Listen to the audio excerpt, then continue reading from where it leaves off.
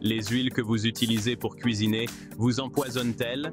Et si je vous disais que les huiles dans votre cuisine n'ont jamais été conçues pour être consommées? Les huiles de graines comme le maïs, le canola et le tournesol peuvent sembler inoffensives, mais elles proviennent d'un processus qui n'a jamais été conçu pour la consommation humaine. En fait, ces huiles ont été initialement conçues pour un usage industriel. Aujourd'hui, nous allons dévoiler la vérité sur les huiles de graines et explorer des alternatives plus saines que vous pouvez commencer à utiliser dès aujourd'hui. Les huiles de graines sont partout, dans nos cuisines, dans les restaurants et même dans les aliments commercialisés comme étant sains. Huile de maïs, huile de canola, huile de tournesol. Ça semble bien, n'est-ce pas? Mais derrière ces noms familiers se cache une histoire troublante et un processus industriel qui nous laisse avec des huiles potentiellement nocives pour notre santé. Cela n'a pas toujours été le cas. Pendant des siècles, nous avons dépendu d'huiles saines comme l'huile d'olive et l'huile de noix de coco.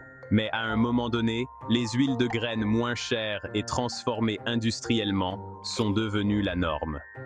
Comment cela est-il arrivé? Et plus important encore, ces huiles sont-elles sûres? Découvrons les faits. Tout d'abord, d'où proviennent réellement les huiles de graines? Contrairement aux huiles saines comme l'huile d'olive ou l'huile de noix de coco qui proviennent de fruits, les huiles de graines proviennent, vous l'aurez deviné, de graines.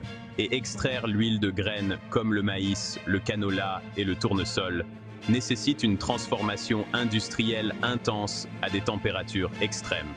Et voici un fait choquant. Les huiles de graines ont été initialement développées pour graisser les machines et non pour cuisiner les aliments. Prenons l'exemple de l'huile de canola. L'huile de canola est fabriquée à partir des graines de la plante de colza, un membre de la famille de la moutarde.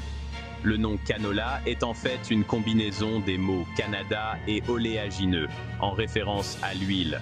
Le colza était principalement utilisé comme lubrifiant industriel jusqu'à ce que l'industrie agricole canadienne trouve un moyen de le modifier et de le commercialiser comme huile comestible. Mais bien qu'elle soit maintenant de qualité alimentaire, le processus utilisé pour l'extraire est loin d'être sain. Alors, comment ces huiles sont-elles devenues un incontournable de la cuisine? Au début du XXe siècle, l'industrie agricole a trouvé un moyen de transformer ces huiles en quelque chose de comestible grâce à un processus d'extraction chimique et de raffinage. Mais ce processus introduit de nombreux problèmes. La fabrication des huiles de graines repose sur une chaleur extrême et des solvants chimiques comme l'hexane pour extraire l'huile des graines. Et lorsque ces huiles sont exposées à des températures élevées, elles s'oxydent et deviennent instables.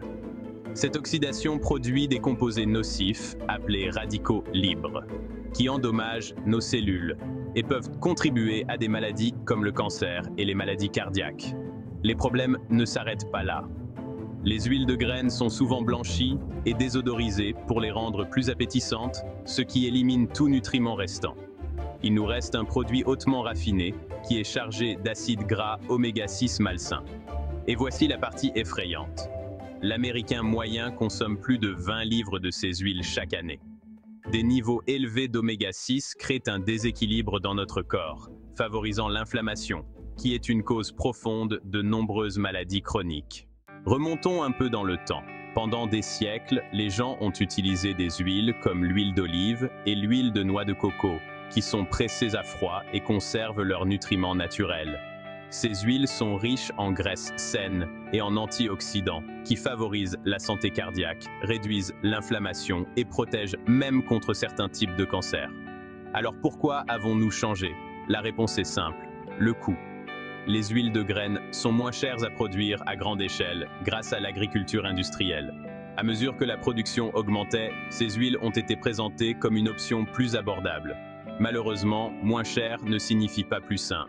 Maintenant que nous connaissons les dangers, que devrions-nous utiliser dans nos cuisines? Heureusement, il existe des alternatives plus saines qui sont tout aussi faciles à cuisiner. Tout d'abord, nous avons le beurre et le ghee. Ces matières grasses traditionnelles sont riches en nutriments et riches en vitamines liposolubles comme les vitamines A et D. Le beurre est idéal pour la cuisson à feu doux ou moyen, tandis que le ghee, un beurre clarifié, peut supporter des températures plus élevées en raison de son point de fumée plus élevé. Ensuite, il y a l'huile de noix de coco. C'est une autre option fantastique pour la cuisson. Elle est stable à haute température et regorge de triglycérides à chaîne moyenne, ou TCM, qui sont énergisants et peuvent même favoriser la perte de poids. Enfin, il y a l'huile d'olive extra vierge. Bien que l'huile d'olive soit incroyablement saine, elle est préférable pour la cuisson à basse température ou pour les plats froids comme les salades. Elle est chargée d'antioxydants et de graisses monoinsaturées saines pour le cœur. N'oubliez pas que les températures élevées peuvent endommager même les huiles les plus saines, alors utilisez-la pour arroser ou cuire légèrement. Les huiles de graines comme le maïs, le canola et le tournesol sont bon marché et largement disponibles, mais elles ont un coût élevé pour notre santé. Le processus industriel qui les crée introduit des composés nocifs, et leurs niveaux élevés d'oméga 6 peuvent entraîner une inflammation chronique. Heureusement, il existe des alternatives simples et saines, comme le beurre, le ghee, l'huile de noix de coco et l'huile d'olive extra vierge, qui peuvent facilement remplacer les huiles de graines dans votre cuisine. Maintenant que vous connaissez la vérité sur les huiles de graines, il est temps de faire le changement.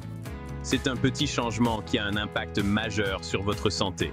Si cette vidéo vous a ouvert les yeux, n'oubliez pas de l'aimer, de la partager et de vous abonner à Santé Éternelle pour plus de conseils sur la façon de prendre le contrôle de votre santé naturellement. Activez les notifications pour ne jamais manquer une mise à jour et laissez un commentaire ci-dessous si vous êtes passé des huiles de graines ou si vous prévoyez de le faire. Et je vous mets au défi. Essayez d'abandonner les huiles de graines pendant une semaine et faites-moi savoir comment vous vous sentez dans les commentaires. Reprenons le contrôle de ce que nous mettons dans notre corps. Rendez-vous dans la prochaine vidéo.